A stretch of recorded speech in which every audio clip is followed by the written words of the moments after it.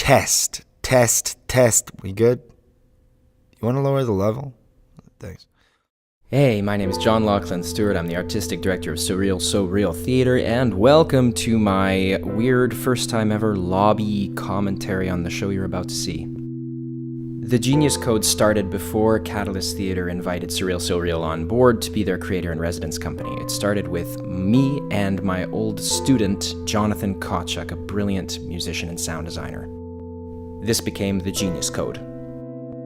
And so we met at Da Capo and sat down and said, what the hell are we going to create? And we knew at first that it was going to be based in music, and we knew that we wanted to make something about love and love as a song.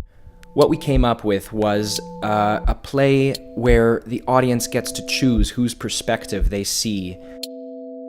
The way we tackled this idea was that literally you would listen on headphones and be able to choose whose side of the story in a three-way love tragedy you would listen to. The first conversation we had was about how music nowadays is often recycled, and you take a Johnny Cash track whose lyrics are deep and really mean something, and people remix it to the point where it's indiscernible. You can't tell what it is.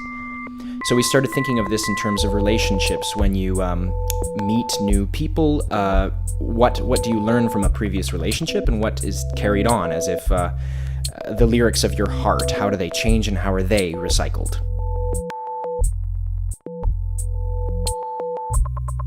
Our first production of the Genius Code was a 22-minute installation done with Catch the Keys Productions and a part of the Next Fest nightclubs. So this footage right here is some shots from that production.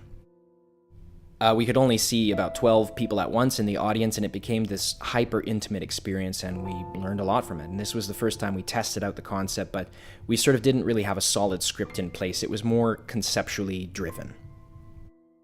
After this Next Fest production, we took the play, sort of put a package together and presented this to Catalyst Theater, which was who were taking submissions for their creator in residence program, and we were chosen.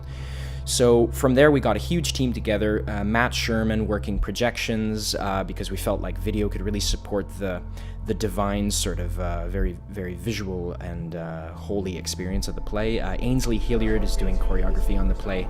Corey Saint-Saëns came on board doing set conceptualization and design. And of course, Jonathan Kotchuk stayed on doing sound. We developed a more conventional version of the script, a script which stands as a text-based play, whether the concept is there or not, because we felt like, if anything, the story had to be solid.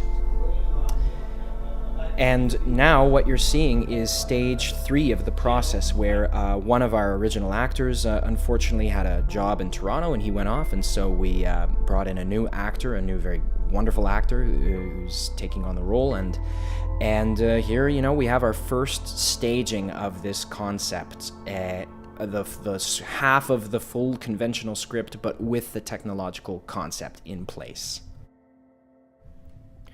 So where are we at now? The play started out and changed, and as it happens with working on new projects, they evolve like babies or like organic structures, and you don't know what you're going to end up with. But what we have now is basically a modern myth. So, through some of the set design, we started looking at breaking down the idea of classic Greek myth or a temple, something holy, turning it into sort of sound bars or what that looks like on stage. The idea of a staircase, which becomes a greater image later in the play, which is a part of the play you're not going to see, was a very important central image for Corey Saint-Saëns, who's designing the play. The idea of the sound booth, the whole play is sort of a sound booth, and what you're seeing there on stage in the bigger picture is going to be full sound booths encasing the actors.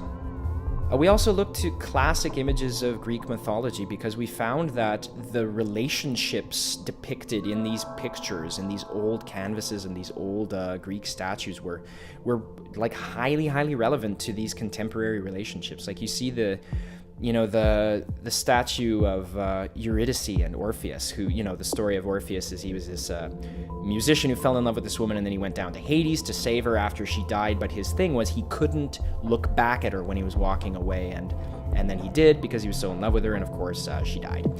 So, there's that. And then another, big image was this one of the siren and the sailor. We felt like this kind of Jean as the instrument, Jill as this siren, and Sky as the sailor who's drowning by the end and who's lost is an image that stuck with us. Although, who knows where that's going.